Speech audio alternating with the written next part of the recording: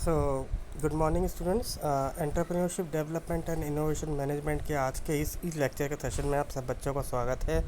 आज ये अपन जो ई लेक्चर डिस्कस कर रहे हैं ये है अपना फर्स्ट यूनिट का लास्ट चैप्टर जो है एंटरप्रेन्योरियल प्रोसेस। तो लास्ट लेक्चर में जब अपन पढ़ रहे थे EDIM का, आपको याद होगा अपन ने दो चीज़ें पढ़ी थी, एंटरप्रेन्योर और इंटरप्रेन्योर, और उनके बीच का डिफरेंस क्या होता है, सिमिलरिटीज़ क्या होती हैं, ये सब अपन ने पढ़ा था। आज अपन प्रोसेस की बात करेंगे। देखिए, एंटरप्रेन्योरशिप जो प्रोसेस है इसको हम डिवाइड कर सकते हैं किस चीज़ में। कुछ स्टेप्स हैं, एक प्रोसेस है कि आपको जब नया बिज़नेस लगाना हो तो आपको क्या प्रोसेस फॉलो करना चाहिए, और ये एक स्टेप बाय स्टेप मेथड है। आप इसको स्टेप को कहीं चेंज नहीं कर सकते। ऐसा नहीं है कि फर्स्ट के बदले फोर्थ रो, पहले फोर्थ कर लिया, फिर पांचवा कर लिया, फिर तीसरा कर लिया, नहीं, ये स्टेप बाय स्टेप है। तो हमें इसको सीक्वेंस में ही चलना पड़ेगा। तो ये जो हमने यहाँ प्रोसेस बनाया है ये करीब 5 स्टेप्स का है। पहला हम पढ़ेंगे प्रिलिमिनरी स्टेप्स, दूसरा है डिसीजन मेकिंग स्टेप्स, तीसरा है प्लानिंग स्टेप्स, चौथा है इम्प्लीमेंटेशन और पांचवा है मैनेजरियल स्किल्स। चलिए धीरे धीरे इनको एक एक करके एक्सप्लोर करते हैं। सबसे पहला है प्रिलिमिनरी स्टेप्स। प्रिलिमिनरी स्टेप्स क्या होता है, इसको हम इनिशियल स्टेप्स कहते हैं। यहाँ पे हमें क्या देखना है, हमें यहाँ पे देखना है कि हमें एक फ़र्म को इस्टेब्लिश करना है तो हमें क्या क्या करना पड़ेगा। तो इस स्टेज के अंदर बीइंग एज ए एंटरप्रेन्योर हम क्या करेंगे, हमें ये देखना है कि हमें डिसीजंस लेने होंगे, और क्या हम ये जो डिसीजंस लेंगे क्या ये डिसीजंस हमारी कंपनी को इफ़ेक्ट करेंगे। दैट मीन्स हमें हमारी कैपेबिलिटी के बारे में सोचना है। हमें लगता है कि एंटरप्रेन्योर जो है, हम कई बार लोग कहते भी हैं कि entrepreneur is born at this stage, क्योंकि इस स्टेज पे आप अपने आप को कन्फर्म कर रहे हो।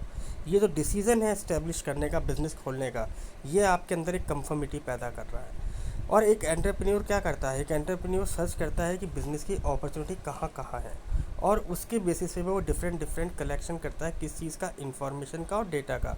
तो जो आपने रिसोर्सेज से डेटास कलेक्ट किए हैं, सबसे पहले डिसीज़न लीजिए कि आपको कहाँ से डेटा कलेक्ट करने हैं, कहाँ से इंफॉर्मेशन लेनी है। तो इन सब चीज़ों का आपको डिसीज़न सबसे पहले प्रिलिमिनरी स्टेप्स में करना है। फिर दूसरा आपका आता है डिसीज़न मेकिंग स्टेप्स।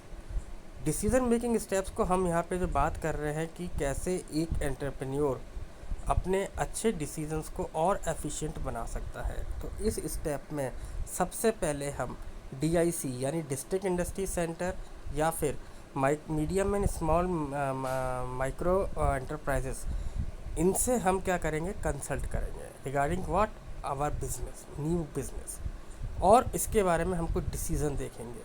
पहला कि डिसीज़न क्या होगा, हम कहाँ से फंड्स अरेंज करेंगे, बैंक से कर रहे हैं या फाइनेंशियल इंस्टीट्यूशन क्या कर रहे हैं। दूसरा, क्या हमारे पास एक्विजिशन है, हर चीज़ की परमिशन हम कहाँ कहाँ से लेंगे, कौन कौन सी ऑर्गेनाइजेशन से हमें परमिशन चाहिए, कहाँ से रिकॉग्निशन मिलेगा, कहाँ पे क्या एप्लीकेशन प्रोसेस है, ये हमें पता करना है। Then on the basis of this point हमें बनानी है हमारी PPR को कहा जाता है प्रिलिमिनरी प्रोजेक्ट रिपोर्ट। और इसके बाद हम डिसीज़न लेंगे किस चीज़ का, लैंड हमें कहाँ मिलेगी, बिल्डिंग हम कैसी बनाएंगे, प्लांट और मशीनरी कहाँ से आएगी, कितनी लेबर की रिक्वायरमेंट रहेगी, रॉ मटेरियल हम कहाँ से अरेंज करेंगे, कितनी एनर्जी की हमें रिक्वायरमेंट है, कितना फ्यूल हमें चाहिए, वाटर सप्लाई यहाँ पे क्या है, कहाँ से मिलेगी, और फिल्ट्रेशन एक्सेट्रा एक्सेट्रा, जो भी इंफॉर्मेशन आप ले सकते हैं रिगार्डिंग योर बिज़नेस, इन सब चीज़ों के आपको डिसीज़न लेने हैं। कहाँ से करेंगे, कैसे करेंगे, कौन करवाएगा, ये सारी बातें हमें सोचनी हैं। तो यहाँ हमें एक बात का ख्याल रखना है कि हमारा डिसीज़न जो होना चाहिए वो इफ़ेक्टिव होना चाहिए, और ये जो डिसीज़न हम ले रहे हैं डेट इज़ अडेप्टेबल, हमें एक्सेप्ट होना चाहिए, और हमारी कंपनी के हिसाब से को सूट भी करता हो। जो क्लाइंट हैं जो कि हमारे साथ डायरेक्टली या इनडायरेक्टली लिंक हो सकते हैं, उनको भी आप डिसीज़न मेकिंग में इन्वॉल्व कर सकते हैं, है ना। किसको इन्वॉल्व करना है, कौन से क्लाइंट होंगे, कैसे वो हमारे साथ जुड़ेंगे, इन सब चीज़ों पे हमें डिसीजंस लेना है। फिर तीसरा आता है हमारा प्लानिंग स्टेप। प्लानिंग स्टेप क्या कहता है कि प्लानिंग एक अजम्पशन है या एक प्रिडिक्शन है बिज़नेस की रिक्वायरमेंट के लिए, और जो आउटकम हम सोच रहे हैं कि हमें ये आउटकम करना है, हमें ये गोल अचीव करना है, उस आउटकम के लिए हमें प्लानिंग करनी पड़ेगी। तो ये हमें प्लानिंग जो होती है वो हमारे लिए, हमारे बिज़नेस के लिए एक यूँ कहे स्ट्रेटेजी है जो कि हमारे बिज़नेस के अंदर एक्सपेंसेस को भी रिड्यूस करेगी और प्रॉफिट को बढ़ाएगी। यदि आप पहले से प्लान हैं तो आप वहाँ पे एक्टिविटी करते वक्त वहाँ पे अपने लिए कुछ और बेहतर भी सोच सकते हैं। करंट सिचुएशन को आप अच्छी तरह हैंडल कर सकते हैं। तो प्लानिंग करते वक्त हमें किन किन बातों का ख्याल रखना है, जैसे इंफ्रास्ट्रक्चर के रिगार्डिंग हमें प्लानिंग करनी है, जैसे प्लांट और बिल्डिंग कहाँ होगी। ऐसे ही हमें जहाँ से परमिशन लेनी है कि हमें वहाँ से परमिशन मिल रही है या मिल जाएगी। रिकॉग्निशन किसी गवर्नमेंट अथॉरिटी से चाहिए तो क्या वो हमें मिल जाएगा या हमें और रिक्वायरमेंट है। क्या हमने एनवायरनमेंट क्लियरेंस के लिए एप्लीकेशन डाल दी है, कैसे डालेंगे ये भी हमें सोचना पड़ेगा। लैंड परचेज़ करने के बाद या कुछ भी हम ऐसे ले रहे हैं तो उसके लिए हमें कोई लाइसेंस चाहिए क्या। बिजली पानी की जो कनेक्शन है इसके लिए जो एप्लीकेशन है वो हम कब करेंगे, इसकी भी प्लानिंग करनी पड़ेगी। उसके अलावा हमारे बिज़नेस की फ़िज़िकल फाइनल फिजिबिलिटी क्या बाकी में ये चल पाएगा, चलेगा, कैसे चलेगा, कौन कौन सी टेक्नोलॉजी इसमें चलेंगी, कैसे ऑपरेशंस किए जाएंगे। और इसके साथ साथ जो हमने सबसे पहले बनाई थी पीपीआर, किसमें इसमें डिसीजन मेकिंग में, हम पीपीआर के साथ बनाएंगे डीपीआर। डीपीआर को हम कहते हैं डिटेल्ड प्रोजेक्ट रिपोर्ट। हर एक चीज़ के बारे में हम चीज़ को मेंशन करेंगे, प्लानिंग करेंगे। फिर अगर लोन मिल गया है वेल डन, अदरवाइज़ कहाँ से इन्वेस्ट होगा, किधर इन्वेस्ट होगा, ये हमें देखना पड़ेगा। मशीनरी और प्लानिंग की प्लानिंग होनी है, मशीनरी कहाँ से खरीदी जाएगी और कब इसको इंस्टॉल करना है, ये सारी चीज़ों की हमें क्या करनी पड़ेगी, प्लानिंग करनी पड़ेगी। अब ये आता है कि प्लानिंग से फर्दर अब टाइम आएगा कि अब इस प्लानिंग को हमें इम्प्लीमेंट करना है, यानी एग्जीक्यूशन करना है। और इसी स्टेज को हमने कहा है implementation steps.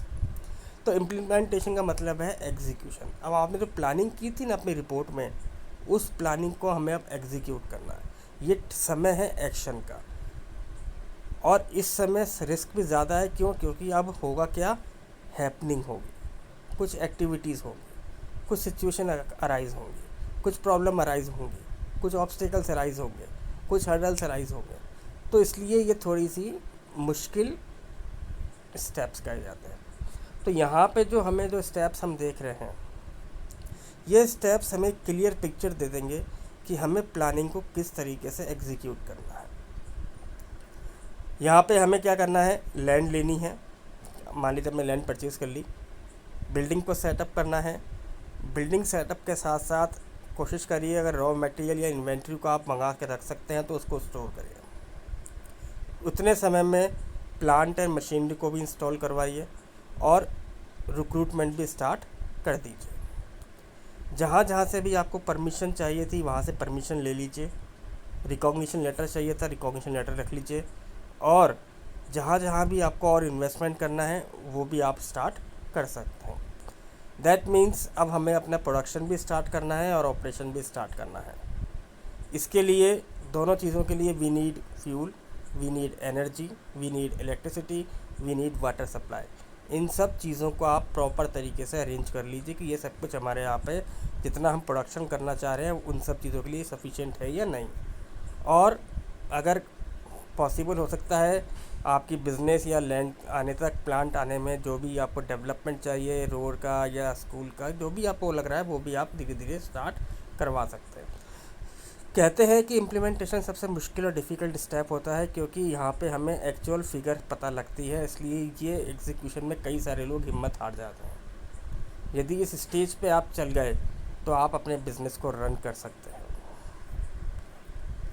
Then managerial steps, यहाँ हमें अपनी ड्यूटीज़, अपनी एंड रूल्स के बारे में पता करना पड़ेगा। मैनेजरियल ड्यूटीज़ एक एंटरप्रेन्योर के लिए बहुत ज़रूरी होती है क्योंकि ऐसी जो ड्यूटीज़ मैं आपको बताऊँ अभी यहाँ पे कि वो ड्यूटीज़ तो आपको फुलफ़िल करनी है, जैसे मार्केट की पॉलिसी को बनाना, मार्केट कैप्चर करने के लिए स्ट्रेटेजी को बनाना, कैसे आप प्रोडक्ट और सर्विस को प्रमोट करेंगे इसकी स्ट्रेटेजी का बनाना, प्राइसिंग कैसे फॉर्मुलेट करेंगे, हाँ होलसेलर और रिटेलर तक कैसे मैनेज कर पाएंगे, प्रॉफिट मार्जिन क्या होना चाहिए, मार्केटिंग स्ट्रेटेजी, एडवर्टाइजमेंट का यूज़, डिस्ट्रीब्यूशन का इफ़ेक्टिव होना, इन सब चीज़ों के लिए आपको पॉलिसी बनानी पड़ेगी। और साथ साथ इन्वेंट्री और वेयर हाउस मैनेजमेंट भी आपको उसमें करना पड़ेगा। तो इन सब चीज़ों के लिए ज़रूरी है कि आपके अंदर एक मैनेजरियल कैपेबिलिटी होनी चाहिए। आप एक बिज़नेस चला रहे हैं तो आपके पास ये पॉलिसी मेकिंग आपको आनी चाहिए। उसके बाद ये मैंने कुछ पॉइंट्स हमने और देखे हैं इंटरव्यू प्रोसेस के अंदर, जैसे सबसे पहले आप अपना एक बिज़नेस प्लान डेवलप कर सकते हैं, कौन कौन से रिसोर्सेज की रिक्वायरमेंट है आपको, हाउ यू और इस रिसोर्सेज के लिए आप हार्वेस्टिंग का भी यूज़ कर सकते हैं। आइडिया डिस्कवर आपने पहले ही किया हुआ है, अब कैसे मैनेज करना है ये आपको देखना है। तो इस तरीके से हमारा ये एंटरप्रेन्योरियल प्रोसेस भी पूरा होता है। तो यही था बच्चों आज का टॉपिक। आई होप कि आपको समझ में आया होगा। Thank you very much.